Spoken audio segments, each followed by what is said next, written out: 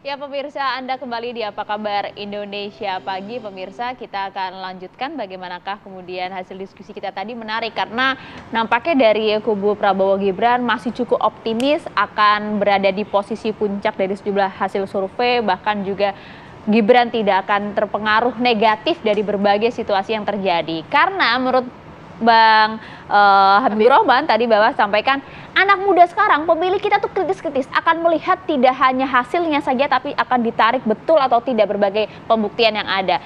Mas Seno, kalau kita ingin melihat betul tidak sih pemilih muda kita tuh begitu kritis dan tidak akan termakan dengan hasil dari MK-MK ini? Saya bahwa saat bicara tentang pilpres dan kontestasi pemilu, ini tidak hanya persoalan menang kalah, tidak hanya persoalan bertarung atas kekuasaan tertentu, tetapi lebih jauh dari itu adalah ini tentang bagaimana kita menyiapkan cerita keteladanan bagi anak-anak muda. Bagaimana proses itu dapat dilakukan dengan baik, tidak ada yang instan, semuanya harus dilakukan melalui cara main yang baik. Dan kemudian pada saat bicara tentang mahkamah kehormatan, majelis kehormatan yang bicara tentang etika, maka tidak lagi kita hanya bicara tentang benar dan salah, tapi juga tentang hal-hal yang baik dan tidak baik. Mana yang baik, mana yang buruk. Nah, kemarin pada saat kemudian hasil sidang MK itu memutuskan, banyak orang yang berdiskusi tentang baik buruknya keputusan MK ini yang dilakukan oleh salah satunya Pak Anwar Usman yang kemudian adalah publik mengetahui adalah paman dari Mas Gibran. Pada saat itu masih banyak asumsi yang mengatakan, oh ini baik, oh ini tidak baik, ada perdebatan-perdebatan. Nah, pada saat kemarin kemudian sudah diputuskan oleh MK-MK bahwa yang dilakukan ini kemudian mengandung konflik kepentingan yang tidak baik, ini yang menilai sudah bukan publik lagi, tapi sudah MK menjadi sebagai salah satu dari lembaga publik yang kita harapkan bisa dipercaya dalam pemilu ini sebagai guardian of constitution, melakukan mekanisme kontrol atas dirinya, dan itu yang melakukan penilaian bukan dari publik tapi melalui mekanisme kontrol yang ada di dalam kelembagaan MK itu sendiri. Maka kita senang, kita juga senang bahwa MK ternyata masih dapat melakukan mekanisme itu, ada kontrol, ada kendali yang dilakukan. Meskipun kita juga lucu juga melihat pemandangan ini. Bagaimana ibaratnya kalau dalam pertandingan sepak bola, ini kayak wasitnya belum mulai pertandingan sudah kena offside. Maka ini menjadi satu catatan yang akan terus diingat. Generasi Z itu kami percaya adalah generasi yang pemaaf, Mbak, tetapi bukan generasi yang pelupa. Sehingga proses ini kita semua mengingat, sejarah akan mengingat bahwa di Pilpres 2024 saat mengawali proses ini, ternyata ada catatan yang kemudian menjadi catatan yang kurang baik dalam proses demokrasi kita, yang mana ini melibatkan tokoh-tokoh besar yang salah satunya adalah anak presiden yang saat ini ikut berkontestasi dalam Pilpres 2024. Kita ingin agar anak muda bisa terlibat total dan aktif di dalam pemilu, dan cara-cara itu harus diperhatikan dengan baik. Nah, kemarin kita sudah melihat itu, sehingga hari ini pada saat MK melakukan mekanisme kontrol, kita percaya bahwa sistem ini masih ada harapan bagi setiap anak bangsa untuk ikut terlibat dalam kontestasi di masa yang akan datang dengan aturan main yang adil dan baik. Oke, Mas Seno, kita mungkin fokus untuk hasilnya kemarin ya. Kita tidak fokus pada perkara kemarinnya pokoknya, tapi pada seberapa besar, seberapa signifikan ini pengaruhnya terhadap elektoral. Anda mewakili politisi PDI Perjuangan, seberapa besar hasil dari putusan kemarin ini terhadap elektoral masing-masing kandidat kalau menurut Anda? Itu dulu sebelum saya ke narasumber yang lain. Kita yakin bahwa hari ini kita ingin fokus bahwa kita sudah berbahagia punya calon wakil presiden yang sangat mumpuni. Kita tahu Mas Ganjar adalah lulusan hukum yang kemudian didampingi saat ini oleh Prof. Mahfud MD yang adalah mantan Ketua Mahkamah Konstitusi, yang mana kita yakin bahwa pasangan inilah yang dapat menjadi teladan bahwa dalam berproses itu harus melalui rule of the game yang baik. Tidak melalui cara-cara yang mengubah aturan, merekayasa aturan, dan tidak melalui cara-cara yang melanggar etika, norma, dan kepantasan. Maka kita yakin bahwa prinsip awalnya kebenaran, kita yakin bahwa kebenaranlah yang akan menang di akhir. Apapun itu. Maka pada saat kemudian kemarin, awalnya banyak orang meragukan bagaimana hari ini kemudian MK setelah melalui keputusan itu ternyata bisa meloloskan Mas Gibran yang awalnya tidak bisa ikut kontestasi dalam hitungan hari, menuju ke pendaftaran di KPU itu bisa mengikuti kontestasi, kita percaya dari awal bahwa semangat kebenaranlah yang akan menang.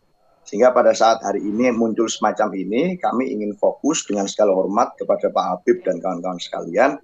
Fokus kita adalah memenangkan Mas Ganjar dan Prof. Mahfud. Dan kita yakin publik hari ini bisa mencatat dan menilai mana yang kemudian mengikuti aturan main dengan baik, mana yang telah memberikan keteladanan hukum dengan baik, dan mana yang hari ini ternyata terbukti dalam prosesnya ini melibatkan konflik of interest yang menjadi catatan bagi termasuk anak-anak muda. Oke, konflik of interest itu yang ditekankan oleh Mas Seno. Saya mau ke Bang Habib kok. Tadi Bang Habib kan menyampaikan bahwa rangkaian proses yang terjadi di MK kemarin adalah upaya penjegalan terhadap kandidat. Bukan. Jadi saya mengatakan ya, pertama saya mengkritisi putusan MK. Apalagi anak muda nih, saya 49 tahun, apalagi anak-anak umur 20-an tahun pasti sangat mengkritisi. Ya, seperti saya... Kalau dikatakan oleh saudara Seno ini melanggar, mereka nggak akan percaya begitu saja, nggak hanya batas baca putusan dan berita saja, mereka pasti akan cari detail. Dua hal, satu konflik of interest, yang kedua adanya intervensi. Di mana letak konflik of interestnya? Ya kan, kalau Anwar Usman ini ya kan mengikuti jurisprudensi yang sudah dipraktekkan oleh Mahkamah Konstitusi belasan kali, termasuk sejak zaman Pak Jimli Asyidiki ketika memimpin MK. Karena memang dikesampingkan asas konflik of interest itu di Mahkamah Konstitusi yang mengadili norma. Itu clear ya. Ada contoh lagi Saldi Isra yang mengadili perkara terkait dirinya sendiri, clear tadi ya. Nanti yang kedua ya kan, soal tuduhan tadi, tuduhan bahwa adanya intervensi. Ternyata tidak ada secuil pun keterangan yang menjelaskan di mana letak intervensinya, peristiwa apa. Itu tadi sudah kalau di perkara Jessica itu kan gerakan ototnya gitu loh, nggak ada. Nah sehingga saya benar sepakat dengan disampaikan Mas Seno ya kan, pada akhirnya kebenaran lah yang akan muncul, yang akan dilihat anak muda ini kebenaran. Ternyata ini ada sesuatu yang tidak normal, makanya menjadi beralasan. Ya, kalau yang dipersoalkan kemarin itu sebetulnya soal etika, ya kan, soal penegakan hukum, soal penegakan etika, harusnya selesai dong. Tidak ada lagi pihak-pihak yang mempersoalkan keabsahan Mas Gibran sebagai cawapresnya Pak Prabowo. Karena sudah ada yang dikorbankan. Tapi kan enggak, masih ada yang mengkait-kaitkan dengan dengan perkara 90, bahwa karena ini akan mengakibatkan perkara 90 tidak sah, dan juga ada yang mengatakan mengarahkan bahwa dengan demikian ya kan tadi disebutkan wasitnya belum apa-apa sudah offside, mendegradasi pihak lawan. Nah, inilah yang memperkuat keyakinan saya bahwa benar ada wacana penjegalan. Jangan sampai Mas Gibran ini benar-benar menjadi cawapresnya Pak Prabowo, karena surveinya pasti bagus banget. Nah, Bang, sampai disurvei bentar. Bang Habib sampai disurvei karena terakhir kemarin usai putusan MK, Carta Politika sempat juga mengeluarkan. Ada Carta, ada 2 LSI. Betul. Carta kita tahu afiliasinya kemana. Ganjar Mahfud. Jadi kita tahu lah, mohon maaf lah dengan segala hormat kepada Yunarto Wijaya ya. Kita tahu lah ya kan, atau pakai peta saya aja deh, pakai peta saya deh. Tapi LSI ya, yang ini kan ya, dan beberapa lembaga survei saya pikir jauh kok keunggulan Pak Prabowo. Masih tetap di atas. Ya, masih optimis dong Kang I? Jadi peta persaingannya itu Mbak Aya ya Mbak Vita, kalau melihat setelah MK ini itu nanti terlihat apakah ini isunya elit atau isu grassroots. Ya. Kalau itu isu dianggap elit, maka seperti Gibran maju di Solo dinasti tapi jadi. Kemudian di Medan juga jadi. Artinya bagi masyarakat, ini isunya sangat elitis. Jadi nggak mempengaruhi grassroots-nya ya. Ya, mendowngrade elektoralnya, tidak terpengaruh dengan isu-isu MK. Nah, yang kedua yang dibilang Habib kalau jegal-menjegal ini upaya serius atau tidak. Kalau menurut saya ini memang hanya gimmick. Ya, ini memang drama Korea juga gitu. Nah, kalau itu kenapa saya katakan? Apa? Karena memang gimmick. Kenapa ya? Pertama, ini kan putusan ini MK ini juga tidak menggugurkan Gibran kan? Iya. Nggak ada putusan 90 itu, kecuali misalnya putusan 90 ini mau diarkan lagi, kemudian dikembalikan ke pasal lama, kemudian berlaku di pemilu sekarang, itu baru. Itu baru bukan gimmick. Tapi ada upaya itu. Aroma amis itu mungkin Habib yang bisa mencurigai. Tapi kan saya mencermati. Mas Pangi dulu. Bahwa ini juga nggak serius gitu. Ini hanya gimmick permainan politik. Nah, sebentar Mas Pangi, kalau itu memang gimmick permainan politik, apa tujuannya? Ya supaya memang orang udah lebih banyak bahas MK dibanding Pilpres hari ini gitu. Tapi yang itu lucu aja. Tetapi bagi saya, kalau misalnya ini sudah membuat misalnya kehilangan taring Anwar Usman, iya betul. Karena memang selama dia menjadi hakim besok kan tidak punya kewenangan apapun lagi.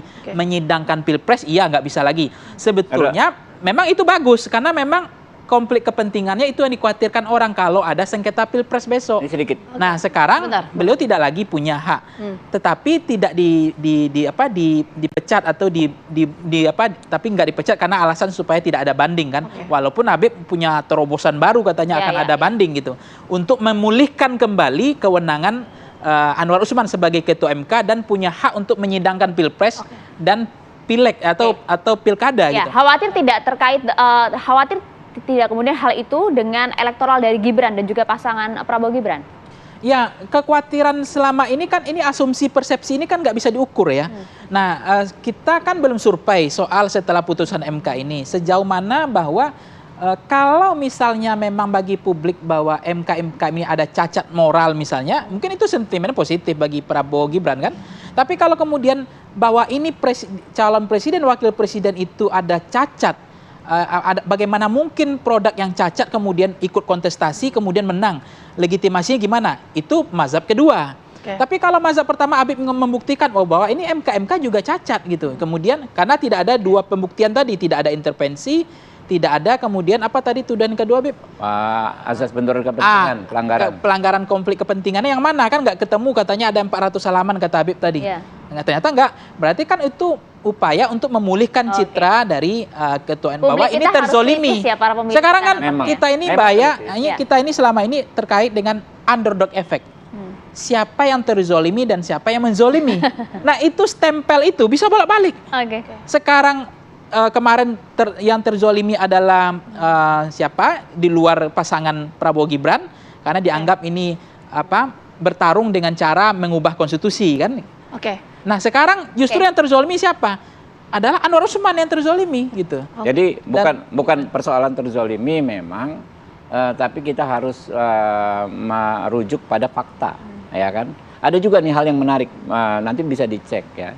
Kemarin saya melihat doorstopnya Pak Mahfud MD, ya kan, mengatakan putusan ini bagus di luar ekspektasi karena diberhentikan sebagai ketua. Kalau diberhentikan sebagai hakim konstitusi, kan dia bisa banding. Artinya apa? Apakah ada keengganan ya di Prof Mahfud agar Anwar Usman ini mempunyai hak untuk banding? Kita tahu dalam hukum, dalam kita berhukum, hal yang paling dipentingkan bagi orang yang dihukum adalah apa? Hak untuk mengajukan pembelaan diri, yaitu banding. Ya kan? Ketika itu nggak ada, ya rasanya kiamat. Kita di judgment tapi nggak ada hak untuk melakukan pembelaan diri di tingkatan yang lebih tinggi lagi. Nah, apakah ada persesuaian antara yang disampaikan oleh Prof Mahfud dengan putusan MK-MK?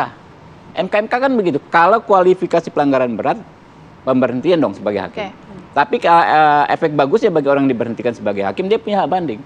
Tapi kalau hanya pemberhentian sebagai anggota, ya nggak bisa banding.